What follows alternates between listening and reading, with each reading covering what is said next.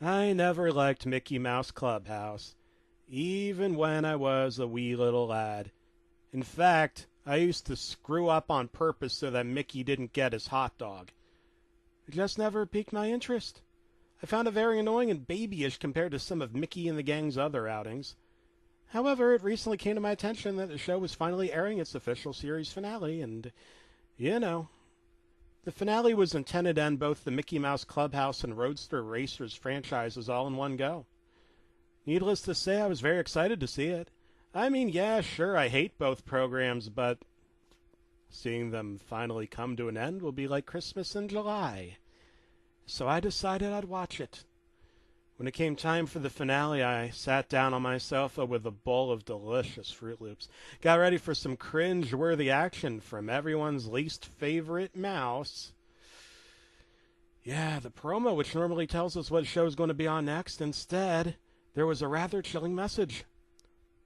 Don't watch this appalling cartoon. Watch something else. Whatever, it's probably nothing, I said as I began browsing on my phone when a loud noise came erupting through the TV. Mickey walked up the path to greet the viewer as he normally did, but when he got to the screen and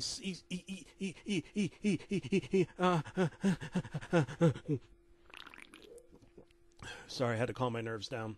He said, "Well, hey everybody, it's me, Mickey Mouse." The audio just cut, and when it came back, the language was, oh no, German. Mickey kept talking, and the intro continued like normal. "Well, hey everybody, it's me, Mickey Mouse." However, one thing was noticeably different. None of the other characters were present during the roll call, and the clubhouse looked completely wrecked as if a train had crashed into it. The episode title then came on screen, and it read, "Mickey Loses Everything." Only it was read by someone who sounded like they'd been smoking for over 9,000 years. It started with Mickey sneaking around the clubhouse. He turned to the viewer and said, thankfully no longer in German, "Oh, hey everybody, didn't see you there." Well, his voice sounded nothing at all like Mickey. No, it sounded like a man who'd been smoking for 240 years. "I play hide and seek with Donald again," Mickey continued. "And I think I can hear him hiding in the bedroom. Come on, let's take a look," Mickey said as he crept his way over to the bedroom, which they had in the clubhouse for some odd reason. I don't know, don't ask me how to make the show. Mickey opened the door only to find, and I'm not even joking here, Minnie and Mortimer making out. I nearly gagged as Mortimer looked like my local bishop. "What the hell is going on here?" Mickey yelled, but this time it was in his normal voice. Minnie and Mortimer immediately stopped what they were doing before and looked back where Mickey was. "Mickey, I'm sorry, but I think we should get a divorce. I mean, all you do is play with Toodles in the clubhouse," Minnie said. Mickey was on the verge of tears and asked, "But why is it enough for you to divorce me?" "Mickey, first of all, you don't have any friends. Second, there's no people watching us who can help you with your problems. And thirdly, why not try and solve your own flippin' problems for a change?" Minnie asked this while Mickey sunk to his knees and started crying like a little bitch.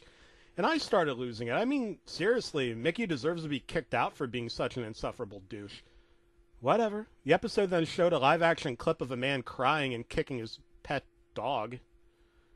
"Animal abuse much?" I asked in disgust. What the fuck was this?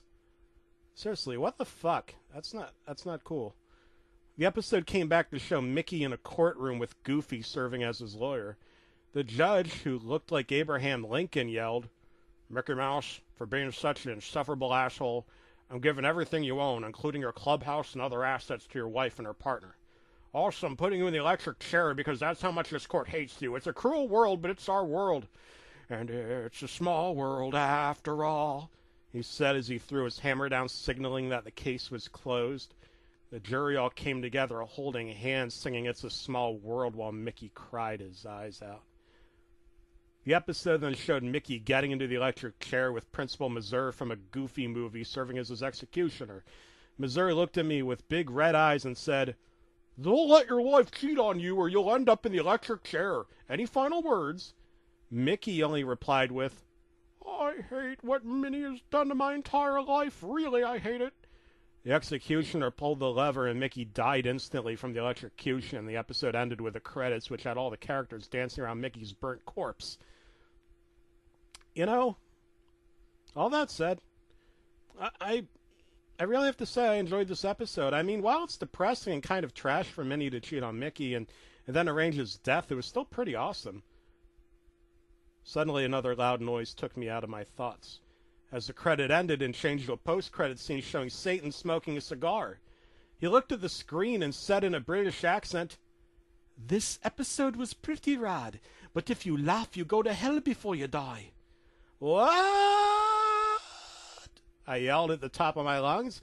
I needed some answers. I tried to call Disney, but got no answers. I tried calling 999, but again, no answer. I think I'm seeing something outside my window. It's Mickey Mouse, and he doesn't look happy. He looks downright pissed. He has Satan and Principal Mazer with him.